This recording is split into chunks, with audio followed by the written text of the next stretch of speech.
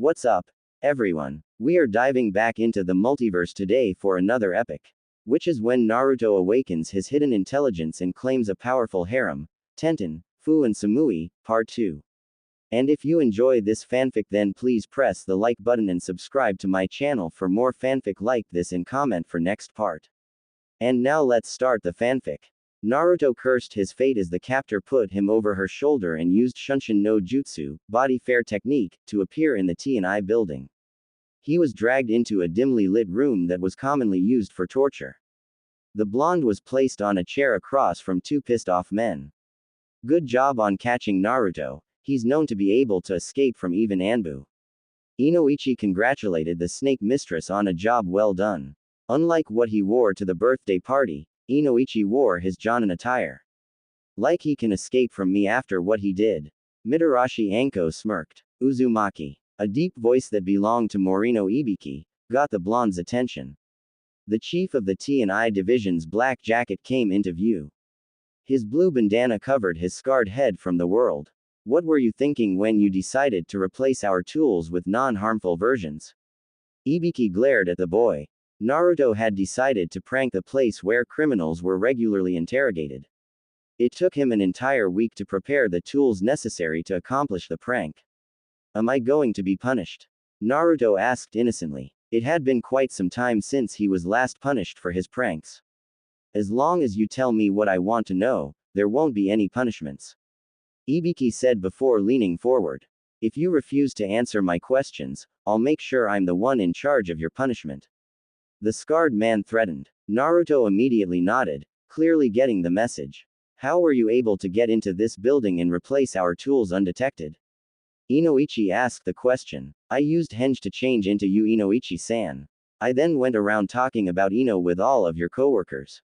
Ino told me that's what you usually do at work besides interrogating. The blonde boy replied. Inoichi looked away in shame, avoiding Ibiki's and Anko's gazes.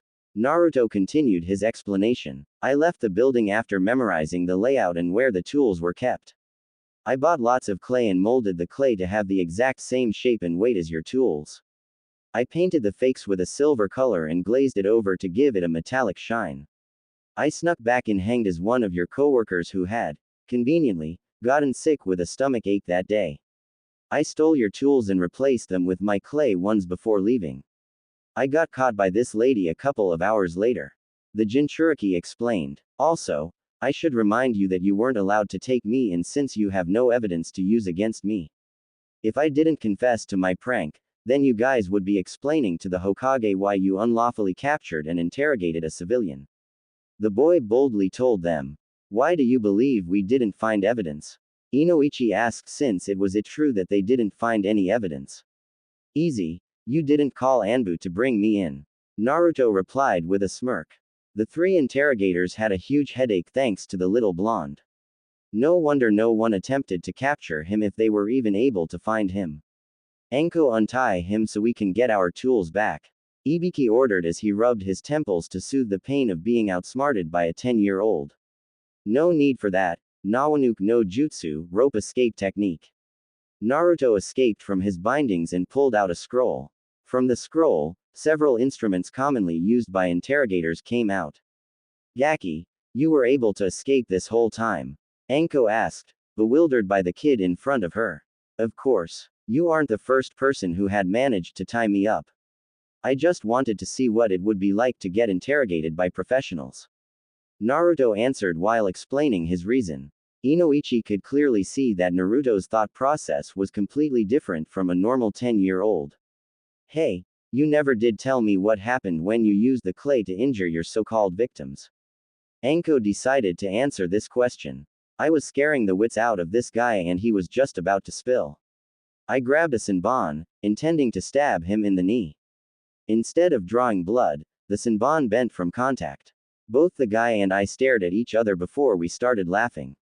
He laughed. I laughed. I then knocked him out with a punch to the gut and began hearing that everyone else was having the exact same problem. She recapped what happened earlier today. Naruto busted out laughing at their predicament. If there's one thing that we can get out of this, is that we can now psychologically scare our prisoners since they won't be able to tell the difference between the real and fake tools. Ibiki grinned manically, foreseeing the silver lining in this event. Inoichi and Naruto sweat dropped at Ibiki's happiness. Man, you guys really know how to scare people. Naruto commented as an idea popped into his head. Do you think I can help interrogate someone? Inoichi was flabbergasted at Naruto's question. Why do you want to interrogate someone, if I may ask? The blonde man inquired, not liking the fact that his daughter's friend wanted to interrogate a person. Naruto smirked before pulling out a scroll that contained the book, Shinobi Basics 101. This book says that a shinobi must always control their emotions out in the field. If you let your emotions get to you, you're more likely to make mistakes. I figured that if I was able to manipulate my opponent's emotions, then I'll have a better chance of winning. Anko and Ibiki smiled at his logic. The ability to get under someone's skin was quite useful. An enemy could get distracted by your words, actions, or even clothing. That was why Anko dressed so scandalously and teased people. Ibiki had a hardened gaze along with an imposing build that deterred enemies. Sorry Gaki, but you have to be a part of the division to actually interrogate someone. Anko replied as she killed Naruto's chances with that. Do you happen to have any books or scrolls regarding the subject? Naruto asked since he wasn't going to interrogate anyone anytime soon. I actually think you have the right mindset regarding controlling your emotions, but I don't think you should try to manipulate your opponent's emotions. If you accidentally misjudge how a person is going to react, then that can mean your death. I have seen people taunt their opponent, only to be dead when their opponent went off in a rage. Inoichi reasoned with the fellow blonde. What Inoichi says is right. You should spend your time observing your opponent instead. Information is very vital to a shinobi due to the fact that any piece of information can save you from death. Of course, not all information is correct, so you'll have to determine which one's real or fake. For example, when you look at me, what kind of fighter do you see? Ibiki asked Naruto. To me, you're mainly a ninjutsu expert that also excels in taijutsu. Naruto answered after looking at Ibiki. Ibiki smirked at the answer. I'm actually a genjutsu expert that excels in ninjutsu. The imposing man replied. Naruto was perplexed because Ibiki didn't seem the type to use genjutsu. Ibiki saw that Naruto was slightly confused. That information is false. I simply wanted to see your reaction. I'm really a shinobi that excels in shurikenjutsu, genjutsu, and ninjutsu, but I'm not an expert in any field. Naruto was dumbfounded that he was tricked so easily. This time, Anko decided to chime into the conversation. As Ibiki said, to a shinobi information is very vital. The only way to counter that information is deception. Deception is the key to luring your opponent into a trap and tends to be more effective than taunting. As a prankster, you know about deception since you used a henge to blend into the crowd. You took another route, knowing that I can't stop you if you're at the Hokage Tower. She informed. Naruto realized he was using deception without realizing it and how effective it was. So you're saying that if I look weaker, my opponents are bound to underestimate me. Since they underestimate me, it gives me more chances to deal a fatal strike. The boy summarized. Since you're a Gaki, people are bound to underestimate you. Not to mention the fact that you look so freaking innocent. Anko commented as she pulled on Naruto's cheeks. The blonde boy pouted, which made Anko comment on cute he looked. Thank you for the lesson Ibiki-san, Inoichi-san, and Crazy Lady. You helped me learn an important lesson today. Since you helped me, I promise that I won't prank T&I headquarters again, Datbeo. Inoichi and Ibiki sighed in relief while Anko was saddened. Ah, that means I can't chase you around town anymore. The purple-haired woman frowned. Oh well, I can always go play with the prisoners, and my name is Anko, not Crazy Lady. Naruto snorted at her. Fine Crazy Lady, I'll try not to call you Crazy Lady. He sarcastically replied. Anko pulled out a kunai, which prompted Naruto to bolt the hell out of there. Wait Gaki, who told you that you can leave? Come back here. Anko shouted as she gave chase, leaving the two male interrogators by themselves. I feel sorry for Naruto. Anko finally found someone to play with. Inoichi said while Ibiki agreed on the sentiment. 3 weeks later, Yugao was heading to Dengoya to meet up with her friends. The Anbu Kunoichi was enjoying a rare day off from duty. Usually she would spend it with her boyfriend, Hayate, but he was away on a mission. This led to her having a rare girl's day with her friends. As she entered the dango shop, her eyes spotted a patch of yellow hair. Naruto-kun, what are you doing here? She asked the boy that had become like a little brother to her. It had been almost 3 months since Naruto came under the tutelage of Hayate. Hayate taught the blonde a version of the Konoha Ryu leaf style that relied on Naruto's stealth ability and mastery of the Kawarimi no Jutsu, Henge no Jutsu, and Kakurimi no Jutsu cloak of invisibility technique. The original Konoha Ryu used distractions and illusions to overwhelm the opponent. Naruto's version attacked the opponent's blind spots from various directions before hiding again. The boy had promptly called his sword style, Kgi Ryu, Shadow Quick Draw Style. Yugao thought the name was fitting, considering that most of the attacks were those of the quick draw variety. While Naruto was learning the style rapidly, the sword style had a major flaw.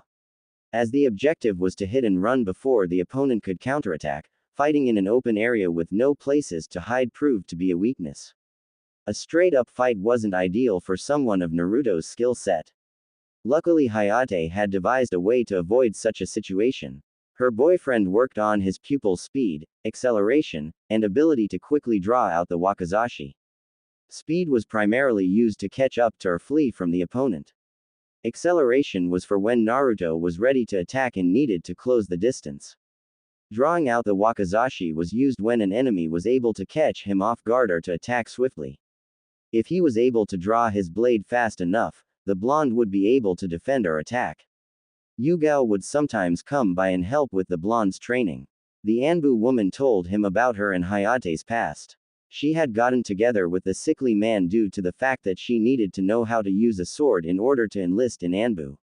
The Sandame had recommended Hayate as her instructor. Over time, they got closer and started dating each other. Since she saw Naruto almost weekly, they developed a sibling relationship. For Yugao, it was easy to see the young Jinchuriki as a younger brother since she was tasked to watch over him when he was little. The same was true for Naruto as he also treated her like a big sister. It had gotten to the point where the purple-haired woman would scold Hayate for overworking her little brother. Of course, Naruto came to his sensei's defense every time since he wanted Hayate to push him harder. Hey Yugao ne. Naruto greeted her. I'm taking a break from my studies. What are you doing here? Is it another date with Hayate-sensei? Naruto asked the Anbu woman. Yugao, I'm over here. A feminine voice called out to the purple-haired woman. The cat Anbu grabbed her little brother and dragged him to the booth where the voice originated. Kurenai, meet my little brother Uzumaki Naruto. Yugao introduced the Chunin to Naruto. The boy tried to escape from his sister's hold as he left his dango behind where he sat. Unfortunately, she was stronger than him, so he relented. The blonde turned to meet the red eyes of the raven-haired woman sitting across from them. Hello Uzumaki-san, I'm Yuahi Kurenai. I'm a friend of Yugao's. Kurenai introduced herself. She wore a unique outfit that seemed to be bandages that had a pattern of thorns on them. Underneath she wore a red mesh blouse with the right sleeve visible. The Genjutsu user wondered why the name Naruto sounded familiar. She also recalled that Yugao didn't have any siblings. Nice to meet you, Kurenai-san. You can call me Naruto, if you wish. I don't particularly care about honorifics.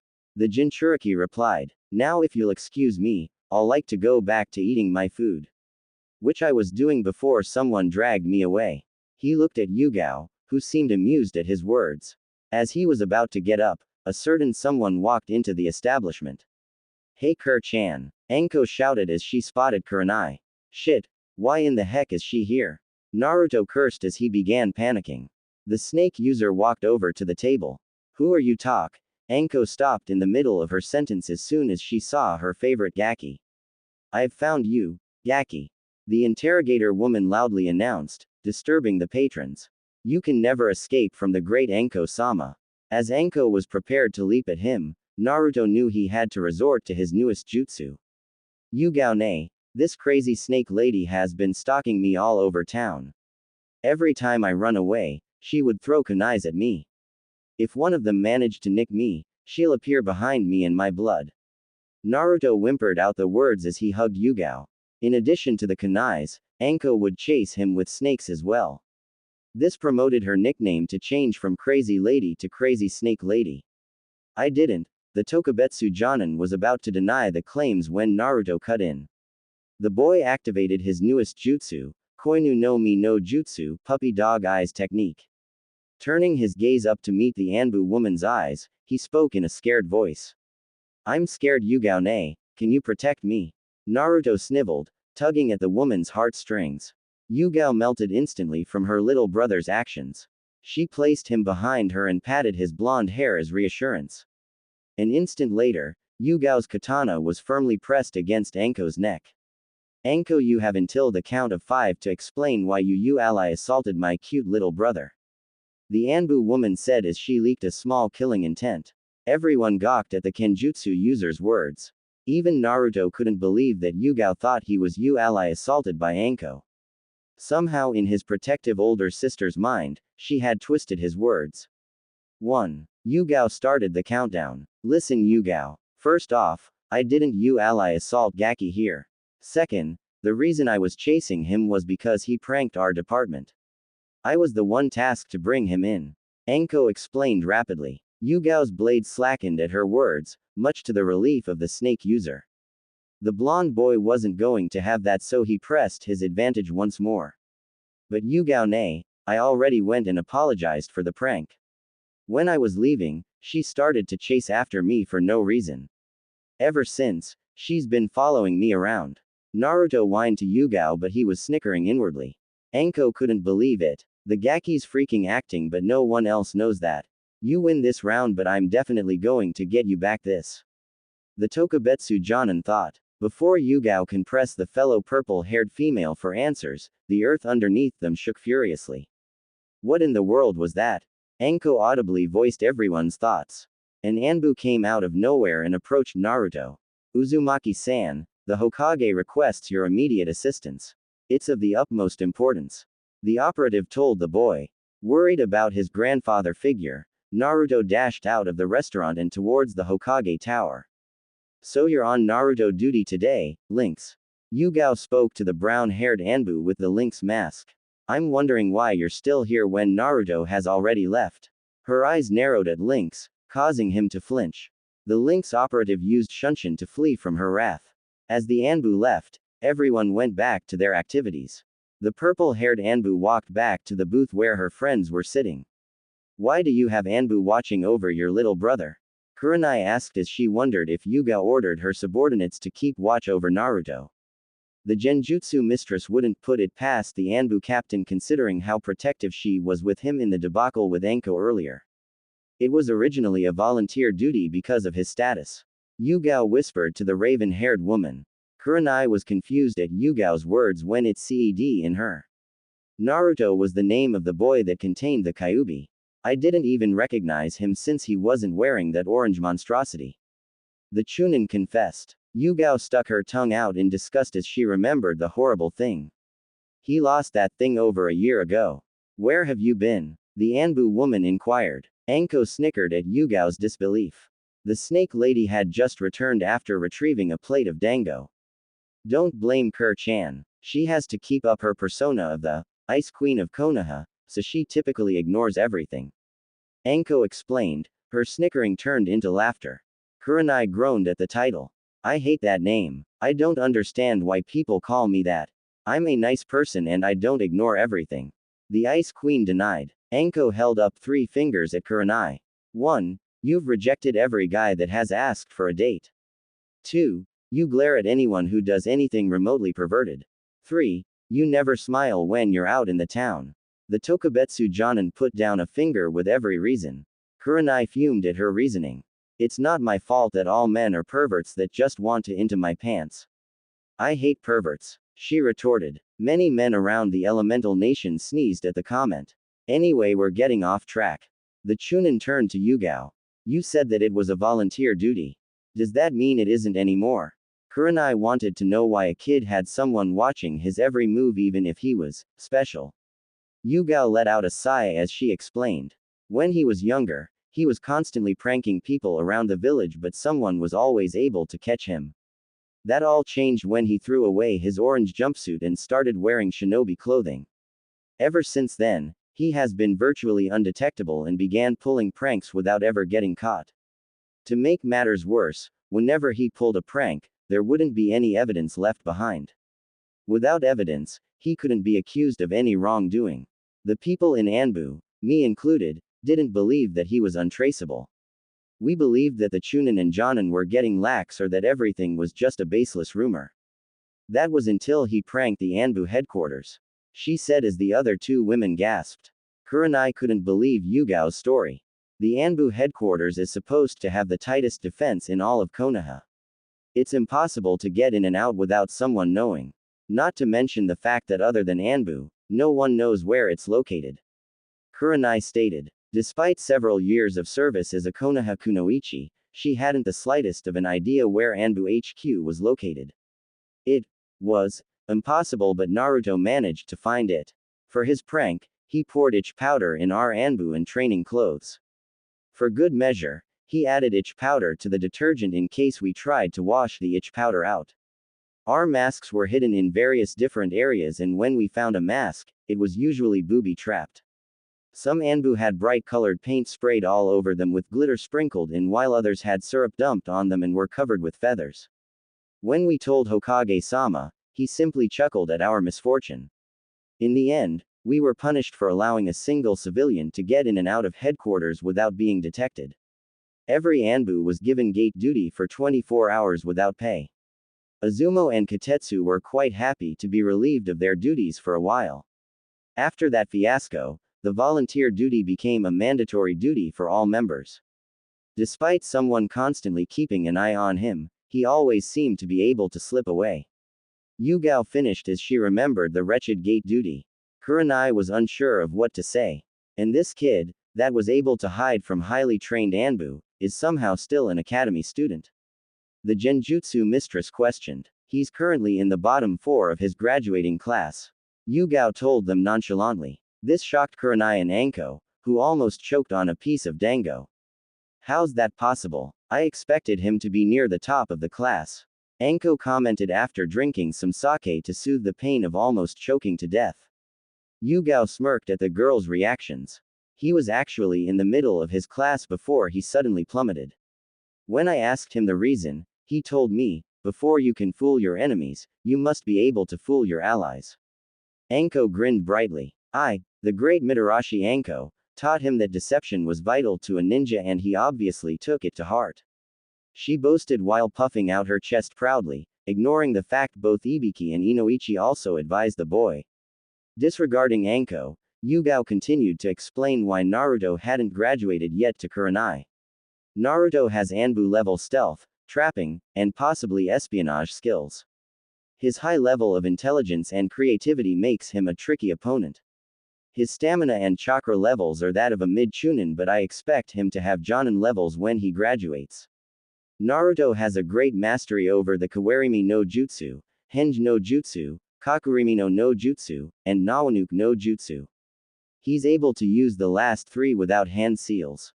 Additionally, he's a level 2 Fuinjutsu user and will most likely be level 3 in a few months. Yugao informed. Those skills alone makes him worthy enough to be a genin. I still don't see why he hasn't graduated early. Kurenai commented, but the purple-haired Anbu shook her head. That's where the praise ends, as his other physical abilities, besides stamina, are still that of an academy student. Years of nutrition deficiency doesn't correct itself that quickly, even with his condition. His genjutsu and taijutsu are non-existent at the moment. Naruto has only recently started kenjutsu training with Hayate and sometimes me.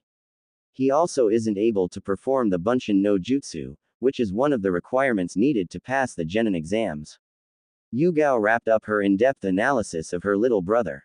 I felt like I was the Hokage for a moment, with the way you reported Naruto's abilities. Kurenai laughed softly before pondered on something Yugao had said. Do you think the reason he can't do the Bunshin no Jutsu is because of his condition? It only requires a small amount of chakra after all. The genjutsu mistress wondered. Yugao sighed in her seat. Hayate and I deduced that as well when we started training him. We told him there were elemental Bunshin that he can learn, but he refused. The kenjutsu user informed. This time Anko spoke up, choosing to enjoy her dango rather than converse. Why did the Gaki refuse? If I was him, I would have pounced on the idea of learning elemental bunshin. Especially if it allows me to avoid failing. The snake user reasoned. Yugao's expression turned solemn. The reason is because of a promise with his former teacher. He promised her that he would master lower ranked jutsus before going for higher ranked jutsus. Naruto told me that he would rather use a low ranked jutsu at full power than a high ranked jutsu at half the power. Yugao said, recalling the conversation that she had with Naruto. Kurenai could see the reasoning behind it, but he was doing more harm than good. Anko frowned at the former teacher part since it reminded her of a certain snake. Who was his former teacher? She must have been someone incredible for him to respect her so much. The Genjutsu mistress inquired. It was the late Makoto-sama. Yugao replied as she began wondering if she had the right to talk about Naruto's past with her friends. Sure, they had gotten close in the past few weeks, but he told her his past in confidence. Kurenai was shocked and easily saw why the blonde persisted with the Bunshin no Jutsu. If Naruto gave up, it would be like breaking one of the few bonds he had left of her. The booth was silent even though the rest of the store was loud and rowdy. Please don't tell this to anyone. I shouldn't have told you without asking Naruto for permission. Yugao pleaded to her friends. They nodded at the request. If it helps, why not tell him to make as many Bunshin as possible instead of the required 3? It should be easier since he won't be limiting the amount of chakra he uses. Kurenai suggested. Yugao nodded and said that she'll tell Naruto the next time she saw him. The 3 ladies continued to talk about different topics well into the night. With Naruto after he left Dangoya. As Naruto arrived at the Hokage Tower, he was greeted with craters on the floors and walls. The Anbu were on the floor knocked out while the secretary was shivering behind her chair. He raced past her, hoping his grandfather was safe from whomever that attacked. The boy busted the door open to see Jiraiya and Hiruzen, holding down a blonde lady. A black-haired lady holding a pig was off to the side, away from the men. Hokage-sama, are you alright? Naruto asked even though he could see the situation was under control. Oh yes, I'm fine Naruto-kun. Please come in and close the door. The Hokage smiled at Naruto's formal way of addressing him. The blonde boy did as told and watched as the 2 men slowly got off the blonde woman. Upon release, she gingerly stood up and looked into the direction of Naruto. Her blonde hair was tied loosely into 2 ponytails while her forehead had a unique diamond-shaped mark. Both her gray kimono and the green haori, which she wore over the kimono, were in a disheveled state as she walked towards her fellow blonde. Naruto's eyes were drawn to the green gem necklace around the woman's neck. Looking up at her eyes, he saw a mixture of emotion swirling in them. But the most prominent was that of remembrance. Have I seen this woman before? Only Gigi gives me that look when I visit, like he's seeing someone else in me. Naruto mused before recalling his parents. She must have known my parents. He concluded. Naruto, I want you to listen to me. Hiruzen spoke, drawing the boy's attention away from the woman. The person in front of you is Tsunade of the Sannin and also your godmother. Before you get mad at her, she didn't know that you existed until today.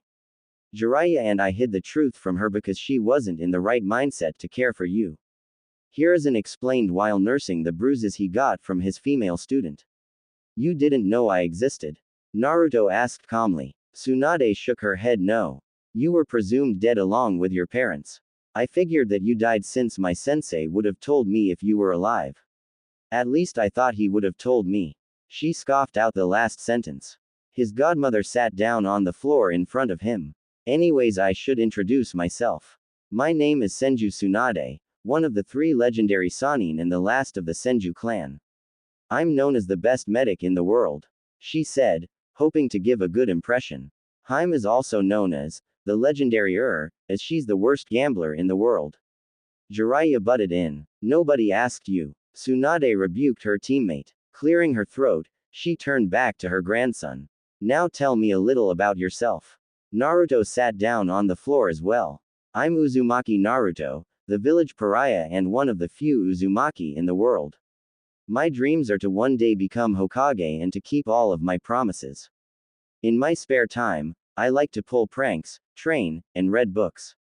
Naruto started out softly but grew louder as he finished. A second later, the black-haired lady sat down next to them. Hello Naruto-kun, my name is Shizune and this here is Tenten. Shizune introduced herself. She was wearing a long bluish-black kimono that was held together by a white sash. Tenten had a dark red jacket and a necklace of pearls.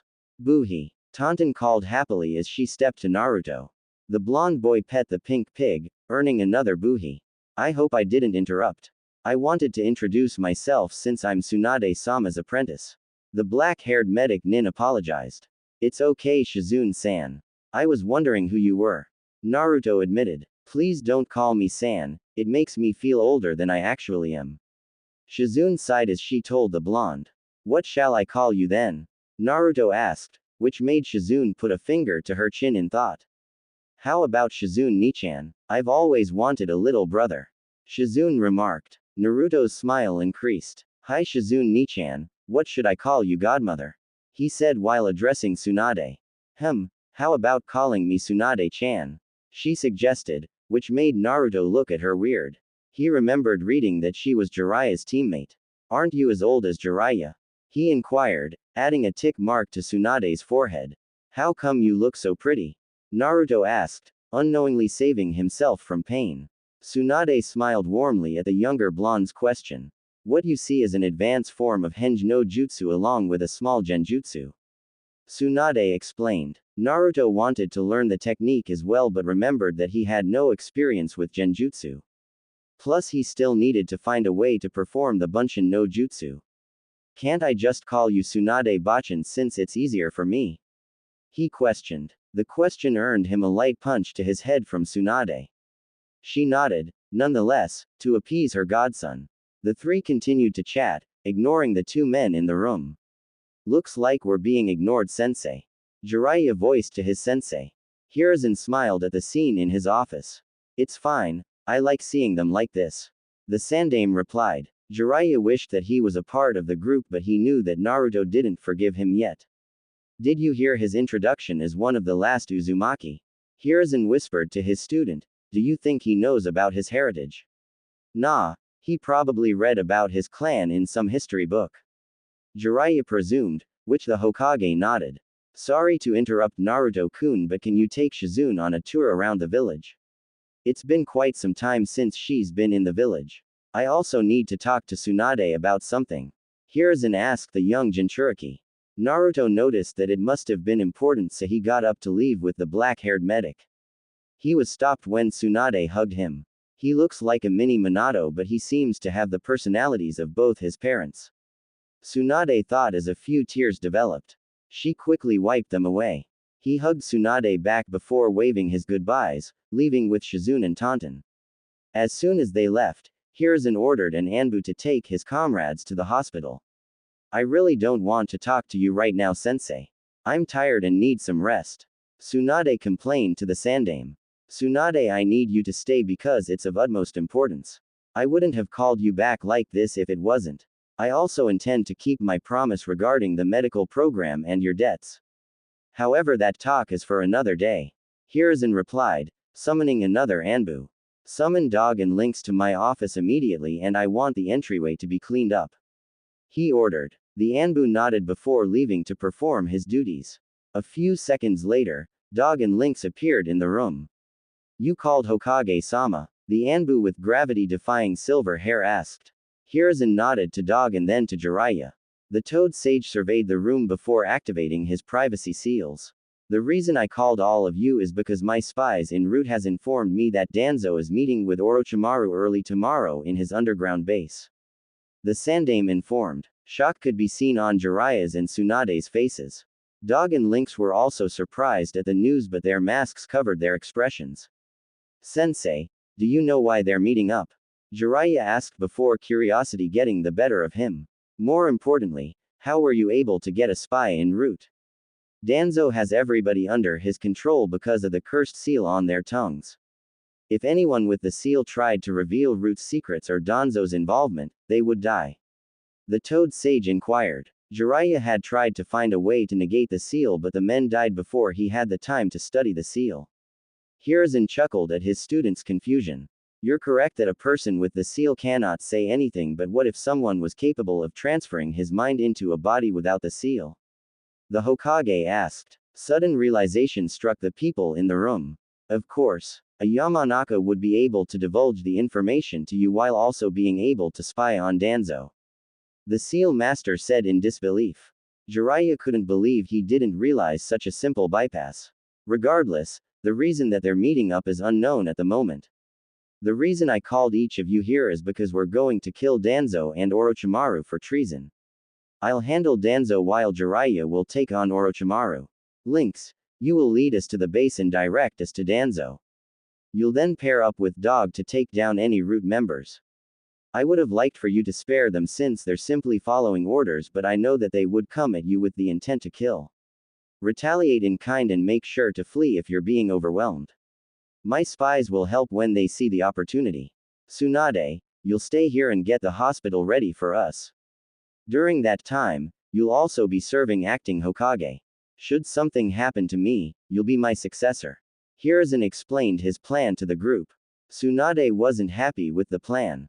Why am I staying behind while you go off to battle? Sensei, I'm not a little girl that needs to be protected, I'm one of the Sannin. She said defiantly. Tsunade didn't like the idea of them going in without a medic. Tsunade, while you're correct in saying you're a Sannin, how long has it been since you actually fought? Her sensei questioned. Forget fighting, how long has it been since you've trained? As a medic, you know that sense is dull when not actively used. I've been training rigorously for over 3 months to get back in fighting shape, and I know Danzo has always remained in shape even after the war. Orochimaru and Jiraiya constantly hone their bodies during their travels around the elemental nations. Let us not forget that you've developed a fear of blood since the end of the war. The Sandaime said, watching her winch. As much of a help you can quickly become a liability the minute you catch sight of blood. You might think I'm being cruel to you, but you must face the facts. I want to correct my mistakes while not making any new ones. I'm not going to my death. I still have to see my grandsons become shinobi before I can happily pass away. Hiruzen smiled kindly, which instantly relaxed the people in the room. All right, sensei. I understand your reasoning. Tsunade yielded. While she was unhappy, the blonde medic understood that she was a potential liability out in the field. I want you guys to come back safe. As long as you come back, then I'll do whatever it takes to heal you. The medic assured. The men was grateful that the world's best medic was at their service. Make sure you come back, sensei. I don't want to be stuck as Hokage. Tsunade said bitterly. Hiruzen nodded, knowing that she was still haunted by the demons of her past. Get your supplies ready and meet up at my estate in exactly 1 hour. We'll plan out our attack and rest before heading off to route headquarters. Hiruzen ordered. The men did exactly as told and quickly left to pack their gear. The fight would be extremely difficult even with the element of surprise. Now Hiruzen simply had to wait for the day to end. When the next day arrived, he would make sure to end his former rival. Next day, early morning hours. 4 figures made their way towards Training Ground 44, or by its more popular name, the Forest of Death. Everyone was in their typical battle outfits while Hiruzen had on his old shinobi outfit. Lynx led them to one of the many entrances into route. Lynx removed the genjutsu that covered the ground to reveal a metal hatch. Jiraiya checked for any seals while Dog checked for traps. After disabling all they could find, the group made their way into the headquarters and navigated through the tunnels. They arrived to a clearing where Shimura Danzo stood. What a surprise to see the Hokage here. How are you on this fair night, Hiruzen? Danzo asked, but was frowning that his rival was in his secret base. The root leader had wrappings covering his right eye and parts of his shaggy black hair. The man had on a white tunic underneath his black robe. No wonder the snake left so quickly. Shimura Danzo, based on reports of child kidnapping and associating with a known traitor, you're hereby sentenced to death. This sentence will be effective immediately. The Sandaime cut the chatter as he got into his battle stance. Suddenly 100 root Anbu erupted from the shadows and surrounded the intruders. Deal with the tag-alongs. I'll personally deal with Hiruzen. Danzo ordered. Jiraiya, go after Orochimaru. The rest of you stick to the plan. Hiruzen ordered his men as well. Dog and Lynx dashed back to the entrance to get to another clearing while Jiraiya pursued after Orochimaru. The Toad Sage vanished before the Root Anbu were able to intervene. The Root members went after Dog and Lynx, leaving the two war veterans alone. Dog and Lynx vs 100 Root Anbu. Dog and Lynx raced back to the entrance and activated the exploding tags that they placed as they fled. Bombs went off and the tunnel collapsed onto itself. Every Root member survived and quickly surrounded the two intruders. Mokuten. Ki-Ida no Jutsu, would release. Tree limb technique. Lynx sprouted tree limbs, hoping to capture or impale the Root members. 25 members fired off the same fire jutsu. Kaden. Enden fire release, fireball. They shouted together. The jutsus merged together, forming one huge fireball. The fireball turned the wood into ash and continued to head towards Lynx. Sweden. Sujinheki, water release, water encampment wall. Dog announced as soon as he was near Lynx. Dog's jutsu surrounded the duo and was barely able to withstand the attack. They heard a roar and turned around to see a Doryuden, earth dragon projectile, coming at them. Dog and Lynx was able to successfully dodge the attacks. They were entirely on the defensive and the enemy wasn't letting up. Raiden. Jabaki, lightning release, electromagnetic murder. Several Root Anbu shouted. Bolts of electricity came from every direction and neither Konoha Anbu had enough time to form seals for a jutsu. Mushi Kame no Jutsu, insect jar technique. A stoic voice called out. Insects surrounded the two Konoha Anbu and protected them from harm. After the technique died down, two young Root members stood next to Dog and Lynx. It took you too long enough. Dog said rather lazily, even though he was still surrounded. It was rather difficult to apply my Rinkaichu while everyone was moving around. However, you were able to buy enough time for me to infect everyone. The boy with the stoic voice replied to Dog. As if puppets with their strings cut, the other members of Root fell to the floor in agony. Many bodies twitched before finally succumbing to the microscopic insects. The young Root members took off their masks to reveal Yamanaka Fu and Aburame Torun. Torun fell down to one knee from chakra exhaustion. When the Hokage told us about the spies, I never expected you to be so young. Lynx voiced his opinion. When we were asked to join Root by Danzo's request, the Hokage gave us an espionage mission to discreetly spy on Danzo. Our abilities made it easy to access Root's secrets. Fu explained. Torun stood upright and steadied his breathing. Even the most secure places have insects within them. That includes Root headquarters as well. I am able to talk to other insects which allowed me to spy on Danzo even though I am not a senior member. Fu would then proceed to enter my mind and memorize what I learned with his clan techniques. When we went on missions, Fu would go into the mind of a random civilian and relay the information to Hokage-sama. Good job you two, but you have new orders from Hokage-sama. You'll lead me to where the kidnapped kids are located. We'll then flee with them and get them treated at the hospital. This was originally Lynx's orders, but that changed when we collapsed the tunnel. Lynx, go assist Hokage-sama immediately. Dog relayed his orders. Lynx merged into the ground and quickly departed from the others. Follow me, Dog-san, Fu said, and the trio left, leaving behind the bodies of 98 dead Root Anbu. Hiruzen vs Danzo. Hiruzen, it seems you've grown a backbone after all these years. I have to ask, what brought about this sudden change? Danzo spoke calmly. I changed when you ordered the Uchiha massacre despite my wishes. Now enough talk, today I shall bring your life to an end. Hiruzen spat out before throwing 5 shurikens. Shuriken Kage Bunshin no Jutsu, Shuriken Shadow Clone Technique. Instantly the 5 shurikens multiplied to 25 and flew towards Danzo. Fuden. Daitapa, wind release. Great breakthrough. Danzo released a current of wind that blasted the shurikens aside. Hiruzen, hoping to capitalize on the wind jutsu, released a fire jutsu. Kaden. Ryuka no Jutsu, fire release. Dragon fire technique.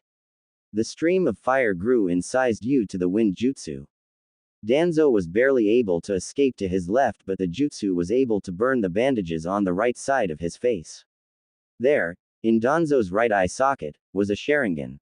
Danzo, how do you have the Sharingan? The Sandaime asked before drawing his own conclusions. Who did you kill to steal that? Hiruzen was furious at how low his one-time teammate went in order to obtain power. I acquired this eye before the Uchiha massacre. It was from a powerful shinobi, too bad he escaped before I could take his other eye. Danzo informed nonchalantly. Hiruzen's eyes widened in realization. Shisui's body was never found when he had committed suicide. Danzo, you scum, what made you this power-hungry? The Hokage said in disgust. I thought you loved the leaf, yet you took an eye of one of our shinobi. Hiruzen was sickened by the man. Danzo laughed at Hiruzen. The laughter soon became manically before ceasing. I love Konohagakure, but I believe we belong at the top. Your pacifist ideals make the other hidden villages look at us as if we're weak. That's why I should be Hokage. Under my direction, Konoha would rise over those pathetic weaklings. Danzo replied. That doesn't justify your actions. We're Konoha shinobi who bear the will of fire. Our job is to mentor the next generation to someday replace ours, not for them to be used as mindless tools. The Hokage refuted. Hiruzen was beyond disgusting by this human, no this demon. Shinobis are tools that are meant to be used by their superiors. What's wrong with me using the tools to make me stronger? If I'm stronger then Konoha is stronger, it's as simple as that. Danzo said as if it was the most obvious thing. The conversation ended with that as both men went through hand seals. Danzo finished first and released his jutsu. Fuden. Shinkuaha, wind release. Vacuum wave. Danzo release arcs of cutting wind at Hiruzen's location. Hiruzen slammed his foot into the ground. Doden. Doryu Heki, earth release. Earth-style wall. A slab of rock rose in front of the sandame. The rock wall was overwhelmed by the wind attack and was sliced to pieces. This, however, gave Hiruzen enough time to dodge and slam his palm onto the ground. Kuchio's no jutsu, summoning technique. Out of the smoke came Hiruzen's summon, King Enma. Not to be outdone, Danzo summoned his own summoning animal. A giant Baku rose from the smoke. Let's go Enma. Henge, Kongonyoi transformation, adamantine staff. King Enma changed into a black staff and was placed in Hiruzen's hands. Hiruzen charged and swung his staff at a variety of angles. Danzo was able to dodge due to the Sharingan's abilities. Eventually the Sandame relentless assault was able to hit Danzo across the neck, making it snap. Danzo turned to smoke and was replaced by a piece of rock from Hiruzen's Doryu Heki. He used Kawarimi at the last possible second to replace himself with a rock. So that means he's currently behind me. The Hokage quickly thought. Danzo's summoning animal began ing in the air.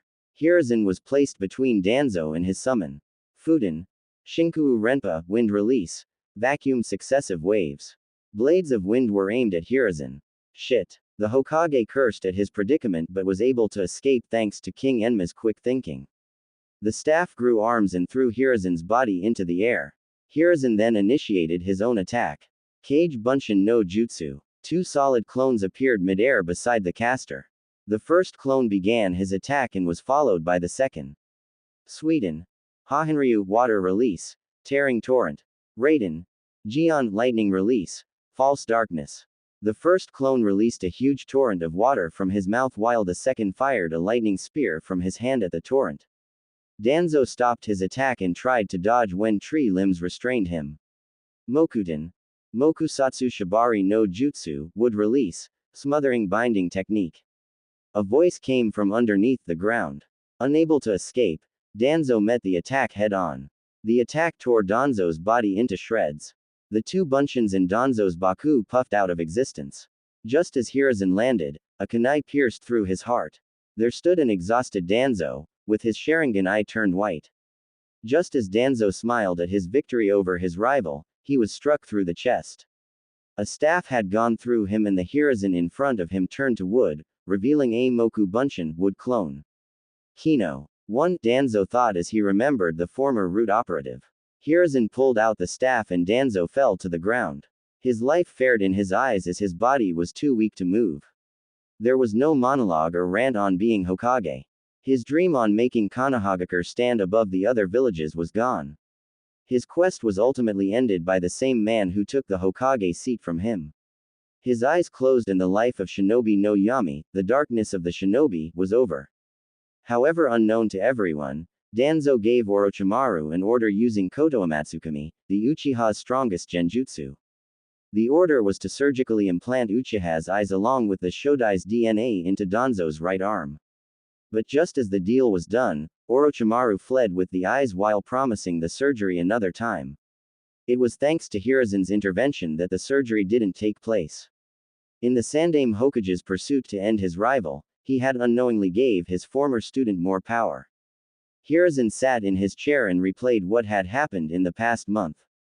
He was hospitalized for 1 week as a precaution for minor injuries and chakra exhaustion. The defeat of Danzo caused quite a few of events to occur.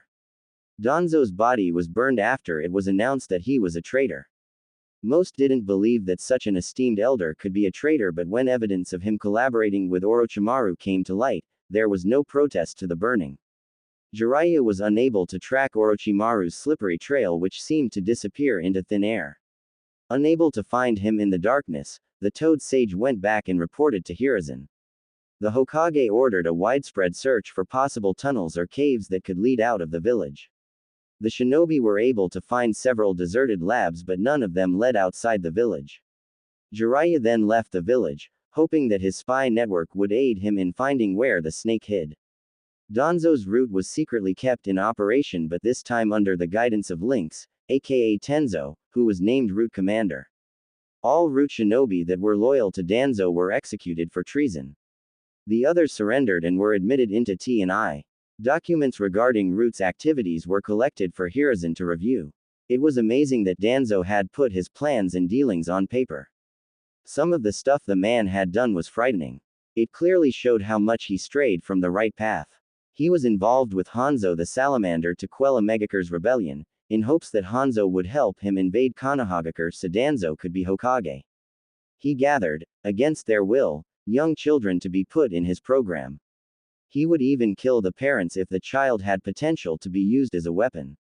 Danzo even made children kill each other to get rid of their so-called useless emotions.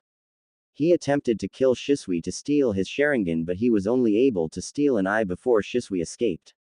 That explained the real reason why Shisui had committed suicide, to prevent Danzo from acquiring the other eye. In addition, there was a roster of every route Anbu. Even the ones that were killed were listed. Hiruzen checked the list and matched it with his own roster of shinobi. The Sandaime wanted to ensure that no route Anbu loyal to Danzo was alive. He skipped over the ones killed in action as they were dead. Danzo's papers even revealed how the other elders and some civilian council members were persuaded to join his side. This caused Hiruzen to strip those council members of their seats and send them to T&I for questioning. Kaharu and Homura were asked to retire because if the villagers knew that all 3 elders were involved in traitorous actions, the villagers wouldn't trust the higher-ups. The 2 ex-elders regretfully retired from their posts and Hiruzen was forced to select new elders. He decided on his 2 loyal students, Jiraiya and Tsunade. Jiraiya would only be available for council meetings if it was deemed important. Tsunade was chosen because Hiruzen wanted to groom her to be the next Hokage, not that she knew that. Although he didn't want to remain Hokage, he knew he had to teach Tsunade everything that was needed to become Hokage before he retired. The younger kids en route were put into an orphanage and were adopted by the villagers to help them regain their emotions. 2 of the kids requested to live with each other instead of with a guardian. Hiruzen didn't like the idea of having kids live by themselves. He was going to dismiss the request when his surrogate grandson barged in. Flashback begins. Naruto had barged into the Hokage's office when he heard that the old man was hospitalized. "Gigi, are you okay?" Naruto asked, ignoring the fact that Hiruzen was with company. "As you can see, Naruto-kun, I'm in good health. I wished that you would have knocked because, as you can see, I have company," Hiruzen said while chuckling at his grandson's antics. Naruto looked at the 2 boys that looked around his age. The one that seemed older had blue hair while the younger one had black hair. Both boys seemed awfully pale. "Oh, sorry about that, Gigi, I was just worried about you." Naruto rubbed the back of his head sheepishly in embarrassment. The blonde boy sat down on the couch so he wouldn't disturb the 2 guests while he waited. The 2 guests, seeing that Naruto wasn't leaving, continued the conversation with the Hokage. "Hokage-sama, can you please allow us to live together?" the blue-haired boy asked hopefully. Sai is like a little brother to me and I don't want us to be separated if one of us gets adopted. The blue-haired boy explained. The black-haired boy named Sai nodded his head in agreement. Hiruzen sighed out loud. He honestly didn't want to separate the two boys, but living without an adult was hard for children that were still in the academy. I'm sorry Shin-kun, but it's difficult to live without a caretaker. Finding a place to rent you an apartment would also be quite difficult. The Sandame informed. Before the blue-haired boy called Shin could respond, Naruto cut into the conversation. Gigi, they could live in my building since no one else lives there besides me. The young Jinchuriki commented. The two boys looked at Naruto as if he was the savior to their problems. Naruto began pressing Hiruzen even more. Plus, they'll have an orphan stipend until they graduate from the academy, which should be more than enough to live by. I really hope you don't separate family just because they don't have an adult to take care of them. Look at me, I've turned out just fine even with my circumstances. Naruto stressed the word circumstances, hoping to guilt-trip the old man. Naruto's plan worked as Hiruzen felt remorseful for not taking care of Naruto better. The Hokage took a puff from his pipe before blowing it out. Fine, you'll have your wish. The Sandame said. The two boys looked at each other and smiled. But you'll need to pay rent and attend the academy to become a shinobi. Hiruzen smiled as he thought the conditions were too lenient, but he didn't feel like facing Naruto's wrath. Flashback ends. It was later reported that Shin had a life-threatening medical condition. Normal doctors were unable to pinpoint the reason for his disease and a way to cure it. Luckily, Tsunade wasn't a normal doctor and had seen such a disease in her travels. She was able to successfully cure him and he no longer had to worry about dying from the disease. The medic program that Hiruzen had installed at the hospital not only helped the academy students but the doctors as well. The doctors were better equipped to handle more difficult injuries and diseases, thanks to Tsunade's guidance. The students were taught basic medical techniques like how to use a first aid kit and other simple things that could help a wounded shinobi in the field. Tsunade refused to teach medical ninjutsu to the students because it required good chakra control. She also believed that they needed to be at least genin for them to be worth her time. Hiruzen agreed as chakra control was something their Jonin sensei was supposed to teach them.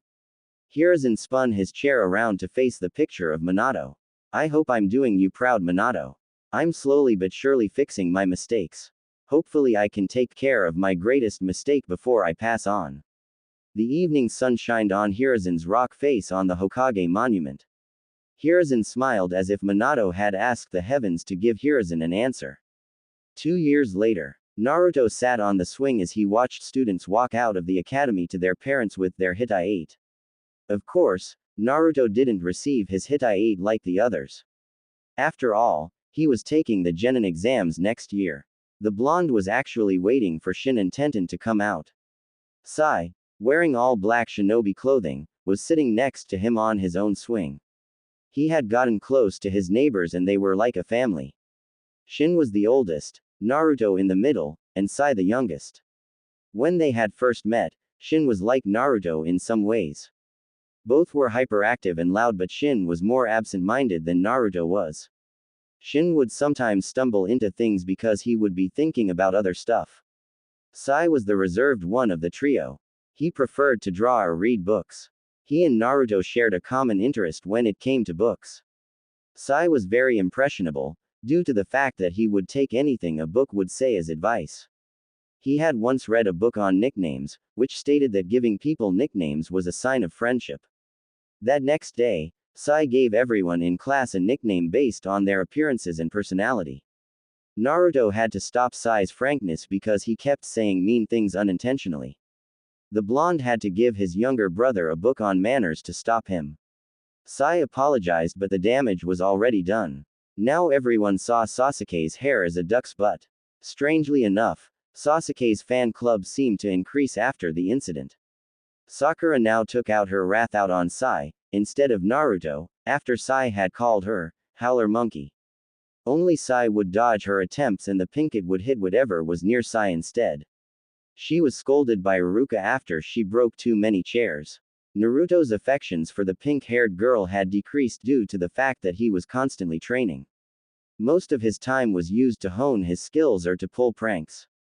After a while, he no longer saw Sakura as anything more than a classmate. He attributed his liking of Sakura to the fact that he thought of Sasuke as a rival. The blonde still considered Sasuke as a rival, but he didn't voice it. He tried to befriend the raven-haired boy like he promised Makoto. Despite multiple attempts to strike up a conversation, Sasuke would only reply with grunts.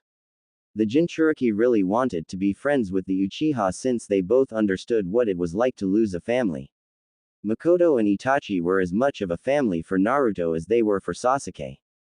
He eventually gave the raven-haired boy space after Sasuke said that he refused to associate with a loser like Naruto. While disheartened by the Uchiha's comment, Naruto didn't mind as he had a group of friends. Shikamaru would invite him, and by extension Shin and Sai, to dinner at the Nara compound. Yoshino quickly warmed up to the two boys and constantly doted on them like she did with Naruto. At first, they loved the attention since neither had a mother. But before long they understood that Yoshino's affection was troublesome. Naruto was now able to beat Shikamaru in shogi but still lost 4 out of 5 times. Shin was too impatient for the game while Sai preferred to draw. The blonde felt confident enough to challenge Shikaku, only to be beaten to the ground in a few moves. The Nara heir smirked as he knew his dad was a difficult opponent. Ino and Choji would often come over to play as well. Choji was quick to open up to Shin and Sai after he saw that Shikamaru had done the same. Naruto's and Choji's eating contests were constantly going back and forth with the Akamichi currently in the lead. Naruto started to train with the big boned boy at Shikamaru's request. The Nara heir figured that this generation of Ino Shikacho would likely be placed on the same team. Shikamaru wanted the plump boy to get stronger so that he could do less work. The Jinchuriki knew that Shikamaru just wanted to make sure Choji could handle himself in a fight. Ino, on the other hand, didn't like Sai at all. After Sai had called her blonde howler monkey, she was displeased that she was compared to Sakura. The two girls would constantly fight or scream at Sai, much to the annoyance of the class. The pale boy ignored them while smirking, making Naruto swear his little brother was sadistic. Ino was on much friendlier terms with Naruto and Shin. She was still the co-president of the ever-growing Sasuke fan club though. Hinata had become more outgoing and she stuttered less. The Hyuga girl started to gain confidence from sparring with Naruto. The blonde finally asked why she constantly stalked him every day. She fainted on the spot as Sai came to get Naruto for dinner. She was nicknamed Closet Pervert, courtesy of Sai after the event. Naruto, hoping to not hurt her feelings, told her they were just friends and that he didn't plan on being in a relationship anytime soon. Hinata was disheartened but settled with being a friend. The Hyuga heiress hoped to get stronger to impress both her father and Naruto. Kiba and Akamaru had a strange kind of friendship with the blonde. Akamaru would actively greet Naruto and his friends and was rather close to Naruto. Kiba, on the other hand, refused to associate with the Jinchuriki for some reason. Naruto later found out from Ino that Kiba had a crush on Hinata but she only paid attention to Naruto. Kiba apparently wanted to be friends with Naruto but his pride got in the way most of the time. Shino was Naruto's best friend of the entire group. Although he was great friends with Shikamaru, the Aburame boy understood him better. They were both disliked by most of the populace because of what they carried. Naruto was scorned because of the Kyuubi while Shino was stared at with disgust because he carried Kikaichu in his body. The blonde would often visit the Aburame compound and was generally accepted by the clan. Naruto even met Shino's childhood friend Torun, who had recently came back from a long-term mission. Tenten was Naruto's best female friend. They constantly spar and train together. Naruto taught her Fuinjutsu to incorporate with her fighting style while Tenten worked with Naruto on his Kenjutsu. She quickly became friends with Yugao after she found that the Anbu woman also loved weapons, even if it was only swords. Tenten was ecstatic to meet her idol, Tsunade, but was extremely disappointed when she had met the drunkard. From that point on, Tenten only admired Tsunade's beauty and skills as a kunoichi. Naruto wanted to tell her about the Kyuubi but was afraid how she would react. She was his first true friend and he trusted Tenten. But unlike with Shino and Shikamaru, Tenten was directly affected by the actions of the Kyuubi. He didn't know until the brunette told him about her past. The Kyuubi had killed her parents, leaving her an orphan. Kaguya and Tara had adopted the girl afterwards. Naruto was scared that he would lose her when he revealed the truth. Meanwhile, Naruto's skills were progressing at a nice pace. He had finally succeeded in using the Bunshin no Jutsu after receiving Yugao's advice. He made 70 clones, instead of the required 3, and they didn't come out deformed. The blonde boy was able to use his other jutsus without hand signs after his older sister had pointed it out to him. Yugao told him about chakra memory, which was similar to muscle memory. After using one jutsu multiple times, the body was able to remember how much chakra was needed and how it was molded to activate the jutsu. Hand signs were a way to make the body learn the jutsu faster and to stabilize the jutsu. Generally only E and some D-rank jutsu were used without hand signs since other stronger jutsus required more power and the hand signs helped with controlling that power. Naruto asked Yugao if it was possible to do one-handed signs. Yugao nodded but stated that one must possess amazing chakra control. If the person had lousy control, the jutsu would fail or backfire. Naruto had then began working on the leaf concentration exercise to increase his chakra control. Initially he loathed doing leaf concentration since it reminded of him of the time that Iruka made him do it as punishment. Eventually, the blonde was able to hold 3 leaves on his body for 6 hours. To make the exercise more difficult, he would run while applying chakra to make the leaves stick to him. He had asked Hayate for a more advanced chakra control exercise, but his Kenjutsu sensei said that those exercises were only available to those who were genin and above. Hayate was cured of his coughing problem thanks to Tsunade's medical expertise. It was weird for a while for Naruto and other shinobi to not hear the man cough. Yugao became even more infatuated with his sensei now that he was cured, and at one point, he didn't see them for an entire week. Naruto's training in Kgi Ryu was progressing thanks to the help of Hayate and Shizune. Shizune taught him human anatomy and where the pressure points were located. Using that knowledge, Hayate instructed Naruto on how to strike those areas with his sword. Thanks to his constant training, Naruto's physical abilities was now comparable to most of his classmates. He had now possessed high Chunin stamina. His strength was near the lower half of his classmates as his skill set didn't rely on strength. He wasn't exactly sure where he stacked up against his classmates since he never went all out. He did know that he was weaker than Shin and slightly stronger than Sai when going at full strength. The 3 boys often sparred without holding back. They told him about the old root program, and Naruto remembered that he was also recruited by Danzo when he was younger. They were instructed by Hiruzen to not garner too much attention since their skills were that of a high genin. When Naruto was ready for level 3 in Fuinjutsu training, he sought out Jiraiya for training. The Hokage told him that the Toad Sage had left on an important mission. Naruto sighed and wished he had talked to Jiraiya earlier, even if his godfather was a pervert and aunt that left him alone for 8 years. After all, his father and mother made him his godfather. He must have been important to at least one of them. Naruto hoped that his Jonin sensei would be able to teach him taijutsu, maybe even genjutsu if his chakra control got better. Just as Naruto finished musing, Shin and Tenten walked out of the building. Shin was wearing all black Anbu clothing from top to bottom. Naruto had suggested outfit changes for both Sai and Shin, but they refused. They were used to wearing Anbu clothing because of their time en route. Shin's Hitai was wrapped tightly on his left bicep. Tenten wore a pink kipao blouse as her top and dark green pants covering her legs. Her Hitai was tied to her forehead, with the cloth being a darker shade of blue than her shinobi sandals. The quartet quickly left and went to Tenten's house for a celebration for the 2 new Konoha ninja. Tenten hoped she had a cool sensei and team. Naruto already knew that Shin enlisted in the new root program since he had many comrades there.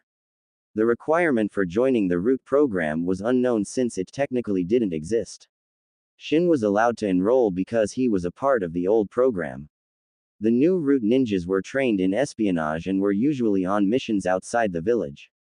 This allowed the Anbu to concentrate their forces inside the village. Root Anbu even served as backup members on difficult missions or when a squad requested reinforcements. The program was only known to Chunin level and higher shinobi. It was kept from public knowledge to ensure that there wouldn't be any backlash.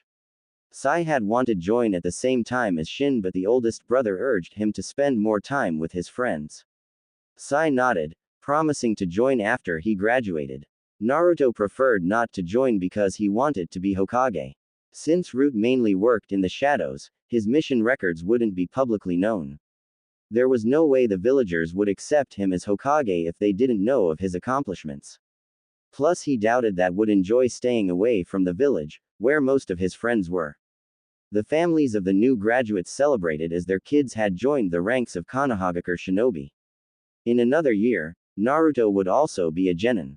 10 months later, Naruto was jogging around the village in the early morning hours when he spotted two silhouettes from a distance.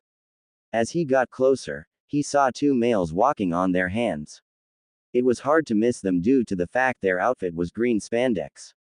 The only redeeming feature of the outfit was the orange leg warmers, at least according to Naruto. Look, Lee, someone else is exercising on this youthful morning. The older man beamed to his disciple. Yosh, Guy-sensei, this person is worthy in becoming my rival. The younger version proclaimed to his sensei. Lee jumped from his position and landed in front of Naruto, stopping the blonde from moving forward. Hello, my name is Rock Lee, may I have your name? Lee asked while he held out his hand. Uzumaki Naruto, nice to meet you Lee, but I need to finish my jog. Naruto shook Lee's hand, hoping to flee from the green spandex boy. Lee's bushy eyebrows were sending chills down his spine. However, Guy stopped the blonde by placing a hand on Naruto's shoulder. Ah, you must be young Naruto, whom our Tenten talks about. It seems that you're a very hard worker just like she told us. Guy commented. Before Naruto said another word, Tenten came running up to the group. Guy-sensei, you're late for the team meeting, what are you doing? Tenten asked when she spotted Naruto. Naruto, what are you doing here? The brunette wondered. Naruto answered with his own question. These two are a part of your team, he said, pointing to Guy and Lee before continuing. I thought you said that your sensei and teammates were super cool. Guy and Lee smiled brightly, causing Naruto's eyes to flinch in pain. Did you hear that, Lee? Our youthful Tenten told her friend that we're cool. I'm one step closer to beating my rival Kakashi in coolness now. Guy shouted out. Hi Guy-sensei, I think that Tenten was embarrassed by our coolness, so she only told her friends. Lee added on. Lee. Guy-sensei. Lee. Guy-sensei. This image of two males in green spandex hugging each other with tears falling from their eyes was horrifying. Naruto had lucky closed his eyes because the sunset genjutsu soon came into effect. The early morning goers that saw the scene passed out with foam coming out of their mouth. Tenten simply cringed because she had seen the image many times, too many by her count. Naruto, I hope you understand why I lied to you, she whispered. Naruto nodded and placed a hand on her shoulder. His eyes were full of pity and sadness for his friend. Tenten, I'm sorry, I don't know how you can deal with them. Naruto replied, trying to console her while giving her a reassuring smile. Guy ended the genjutsu with Lee and turned to the Naruto. Young Naruto-kun, how would you like to train with us today? Guy asked the blonde. The Jinchuriki winced at the idea, not wanting to spend any more time with the spandex duo. Even though he's weird, Guy-sensei is the best taijutsu user in Konoha. Tenten told him. Sure. The blonde replied, changing his mind. I was hoping someone could help me with my taijutsu, as it's one of my weak areas. Naruto added. The quartet headed towards training ground 9 where a long black-haired boy stood. The training ground was like training ground 11, except that it had dummies and was littered with weapons. I keep telling Tenten to pick up her weapons after she's done with them, but she never listens. Naruto thought in his head. Guy-sensei, I wish you would inform me and Tenten if you're going to be late. The boy said to Guy, annoyance evident in his tone. Naruto noticed that the boy oddly resembled Hinata. Most likely a Hyuga, seeing as the boy wore a khaki shirt and dark brown shorts. Bandages were wrapped around his right arm and right leg. The blue shinobi sandals on his feet completed the outfit. That was unyouthful of me, Neji. I'll be here on time from now on. If I'm not, I'll run 1,000 laps around Konoha on my hands. Guy announced, much to the disdain of the people nearby. Anyways, are we going to train? Neji inquired. I have clan matters I must attend to. The black-haired boy said even though he had no such thing. It was the only possible way to escape the spandex duo. He finally noticed the blonde standing next to Tenten. What's he doing here? Guy smiled at Neji's question. This here is Naruto-kun, a friend of Tenten's and an equally youthful person. Naruto-kun, this is my other student, Hyuga Neji. Guy introduced the two. Hello, my name's Uzumaki Naruto, nice to meet you. Naruto greeted. Neji frowned and had a look of distaste. I see. You're the boy that is friends with Hinata-sama. The Hyuga male remembered. Naruto smiled but Neji continued. No wonder. Trash tends to stick together. After all, fate dictates that they'll never amount to anything. Neji said, causing Naruto to fume. Hey, I don't care what you call me but don't call my friends trash. The Jinchuriki roared. I have every right to call you whatever I please. Fate separates the winners from the losers. You're fortunate that a talented kunoichi like Tenten is even friends with you. A loser can only the ground of where the winner stands. Neji finished his monologue. Tenten was furious at her teammate for insulting her best friend. She was about to tell him off but Lee intervened. Neji, in your eyes a loser will always be a loser but with hard work anything can change. Lee advised. Neji smirked at the spandex boy. Lee, you were the dead last of our graduating class and you aren't able to mold chakra yet you still persisted on being a shinobi. I'll admit that I no longer see you as trash as your skills has grown since training with Guy Sensei. Neji admitted, causing Lee to smile at the acknowledgement.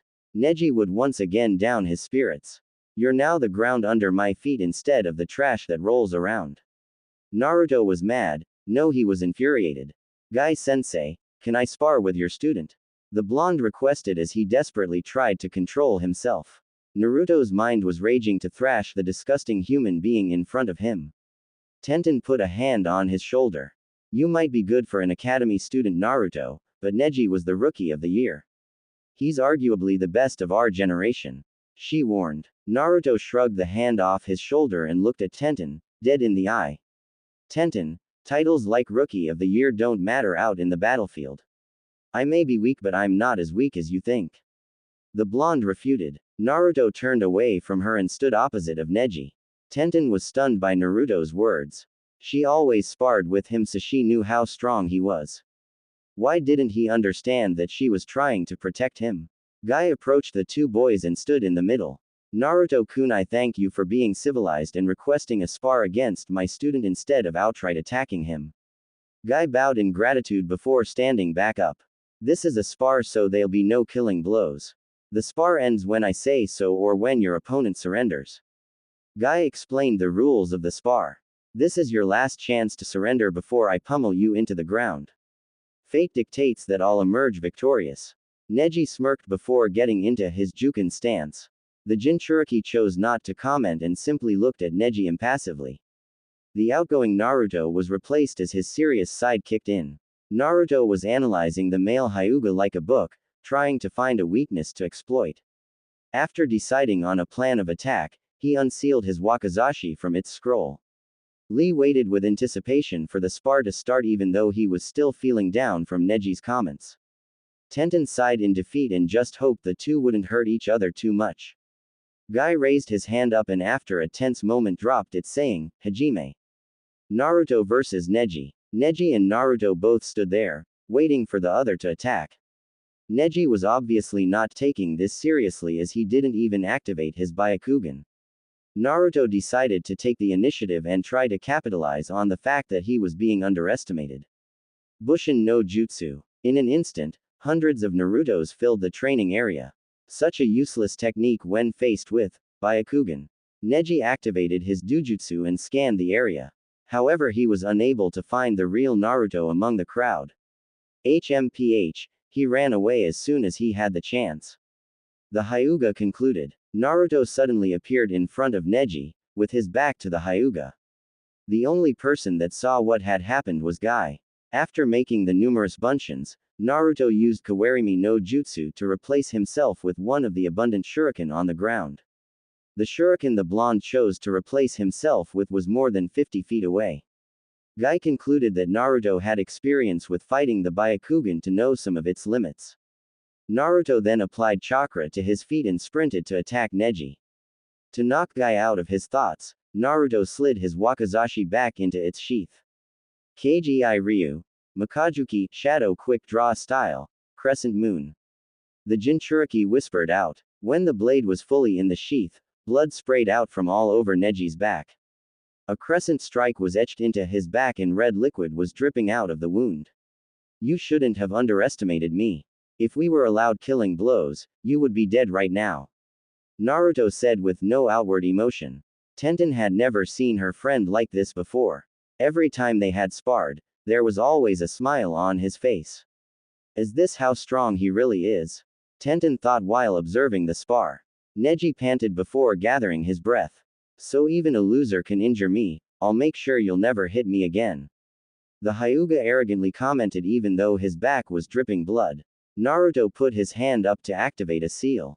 Neji saw this and noticed that there was a paper seal on his back thanks to Byakugan. Looks like you've noticed my seal on your back, Naruto said as he smiled at Neji. Too bad you noticed it too late. You lose, Neji. Naruto activated the seal and light surrounded Neji. The male Hyuga was blinded by the sudden light, forcing him to deactivate his dujutsu. Kgi Ryu. Sabama no Mure, Shadow Quick Draw Style, Swarm of Swallows. Naruto rapidly slashed Neji's body dozens of times. When the light dissipated, Naruto was slowly sheathing his blade while Neji stood there frozen. As soon as the wakizashi returned into its scabbard, red liquid splattered into the air. Naruto bent down to face Neji, who had fallen to the ground. This so-called trash just defeated you. If what you said was true, then what are you now that you lost to trash? Your so-called fate didn't help you win even though you said it would. You said that fate dictates life, then why not change it? You didn't try to change it because you're a coward. You took the coward's way out and wallowed in self-pity and arrogance. Naruto then got up and apologized to Guy for hurting his student before leaving the training ground. Neji laid there with his face on the ground, thinking about Naruto's words. Guy sat down next to his defeated student. Neji, everyone here believed that you were strong, much stronger than Naruto-kun. Guy comforted the Hyuga. The only one who didn't believe that was Naruto-kun. He was able to beat you because you were arrogant and underestimated him. I hope you learned an important lesson today and think about the words that he told you. Guy said in a serious tone, unlike his usual exuberant self. Is it possible to change fate? He was obviously weaker than me yet he was able to win. I may not know if fate could be changed but I'll at least try from now on. Neji thought as he reached a self-realization.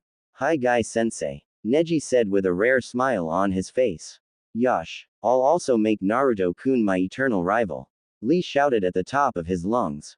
The spandex duo then carried Neji to the hospital but not before telling the stunned Tenten that she had the rest of the day off. Guy also told her to tell Naruto that he was welcome to join in their training. Tenten nodded before running off to catch up to her best friend. The weapon mistress didn't need to run far as Naruto soon came into view. Naruto, wait a minute. The brunette shouted as she grabbed Naruto by the arm, stopping him from going any farther. Naruto's eyebrows arched up in confusion. What's up, Tenten? Naruto asked his friend. What was all of that, Naruto? I've never seen you move like that before. Tenten asked since every time they had sparred, Naruto never displayed such skills. Well, to be honest, I didn't want to attack the stick-up that Neji like that. Naruto rubbed the back of his head in embarrassment. He made me so mad for insulting my friends. I don't care if he talks about me, I'm used to it. But when he talks about my friends, it's a different story. So I wanted to pummel him and make him regret it. Those attacks are mainly used to severely injure or kill my opponent. I would never use them against my friends. The blonde admitted to his best female friend. Tenten sighed for the second time today and approached Naruto. Why is he always so selfless? He never thinks about himself. It's an admirable trait, yet why does it feel so sad? Tenten thought as she wrapped her arms around Naruto. Naruto was surprised by the action but he hugged her back. They stood there together for a brief moment until a booming voice rang throughout the village. Look, Guy-sensei. I told you Tenten embraced your teachings of youth. Lee shouted from a hospital window. Yes. Guy replied. You're right, my student. Youthful Tenten is just too shy to show it. Guy then flashed a nice guy pose towards Tenten and Naruto. Lee followed the action and his teeth twinkled. The blonde and brunette blushed and quickly separated from each other. A nurse came by and told them to leave since they were disturbing the patients. Naruto and Tenten laughed as the nurse chased Guy and Lee with a clipboard, held over her head ready to strike. Graduation day, 2 months later. Naruto sat there anxiously as the rest of the class came into the room. Some were nervous while others just wanted to get the exams over with. Naruto waited his turn for the ninjutsu part of the exam. The boy answered enough questions on the written part to pass. He was able to pass the throwing weapons test with ease. In the taijutsu portion, Mizuki went up against Naruto. The blonde was able to win using a style that Guy taught him.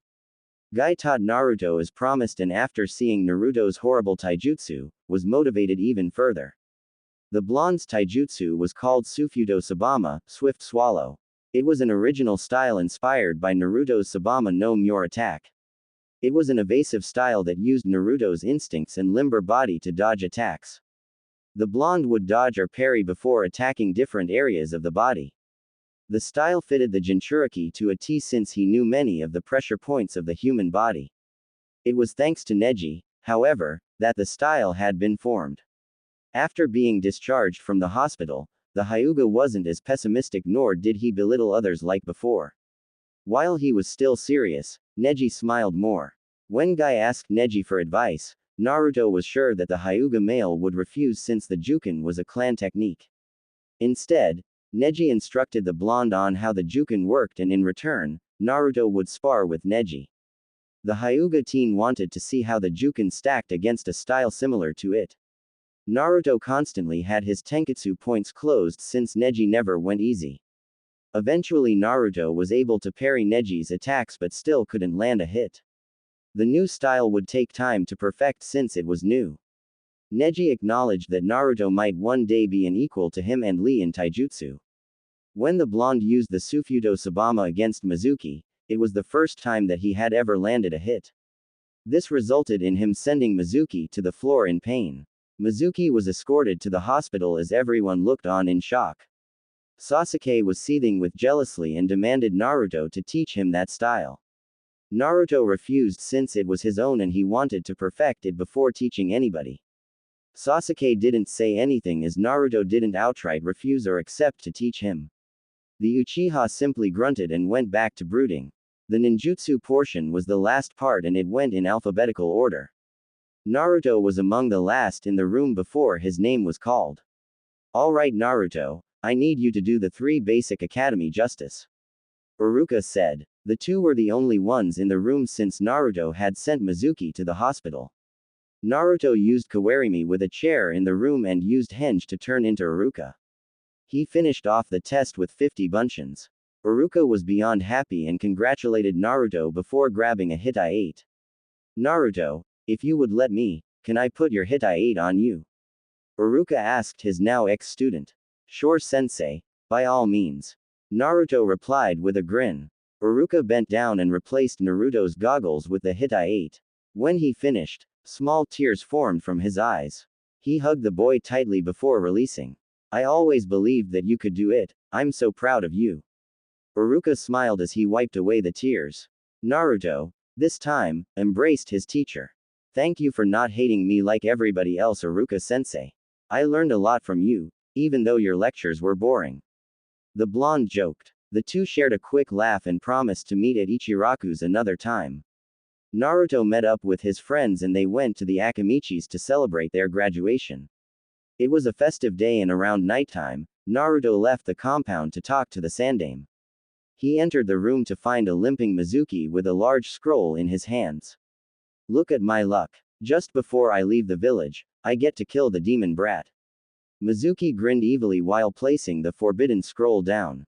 So you're a traitor, Mizuki-tem. I always thought your smiles were fake.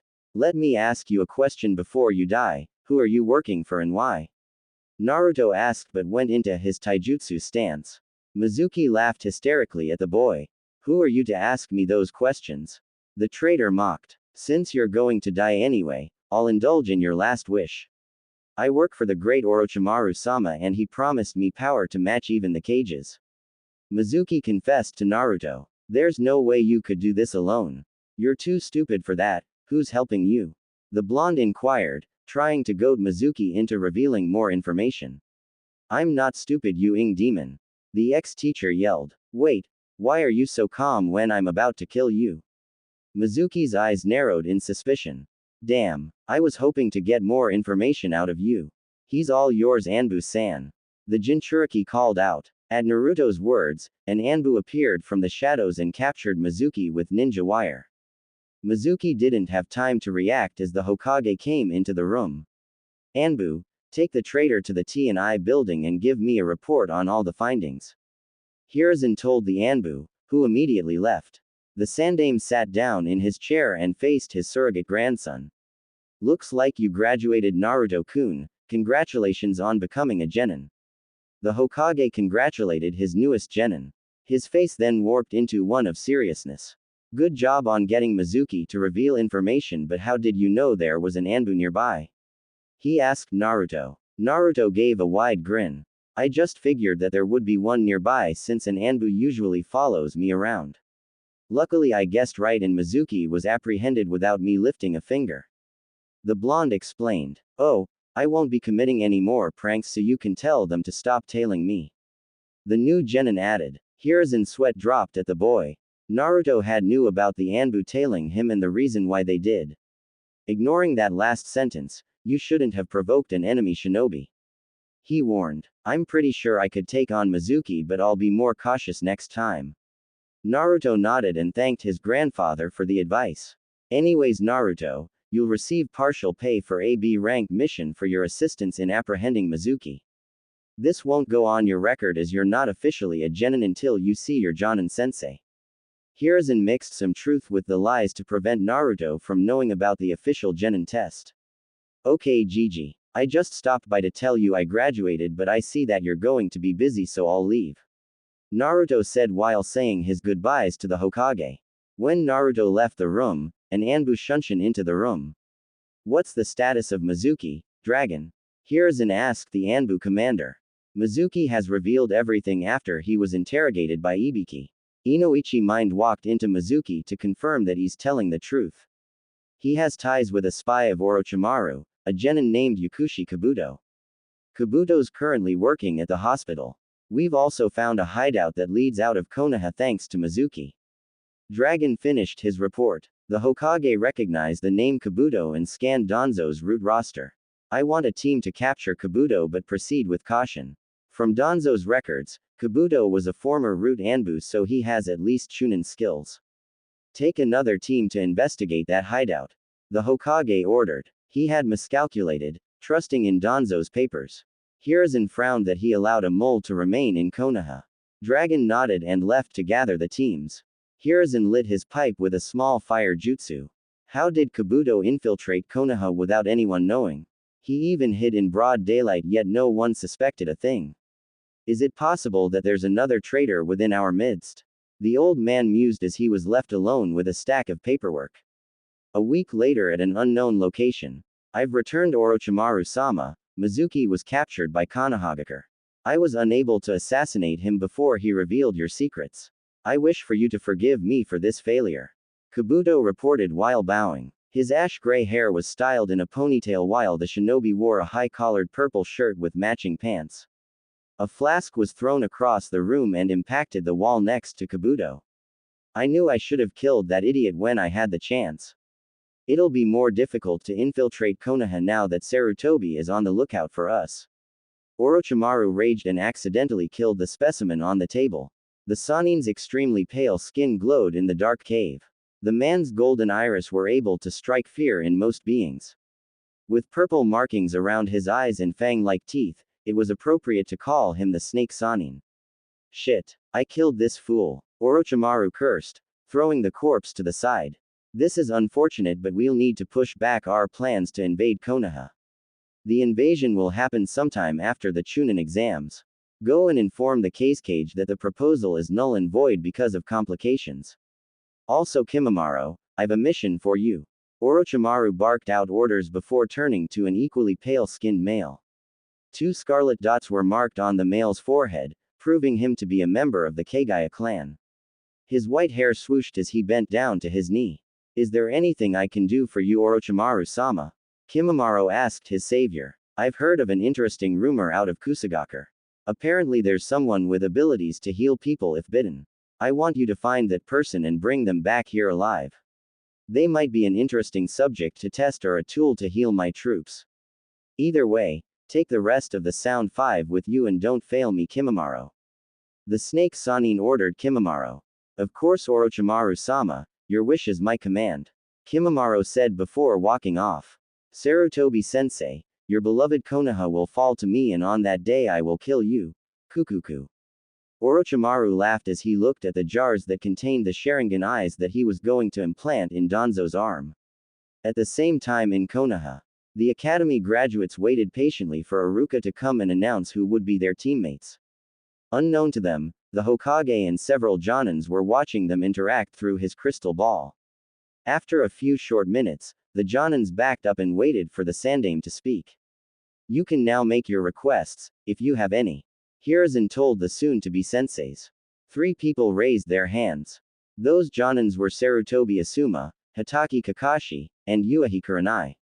I'll hear you out and decide whether to accept the request or not. The Hokage pointed to Kakashi first. I would like Uchiha Sasuke on my team as I'm the only one capable of teaching him the Sharingan. Kakashi said with an eye smile.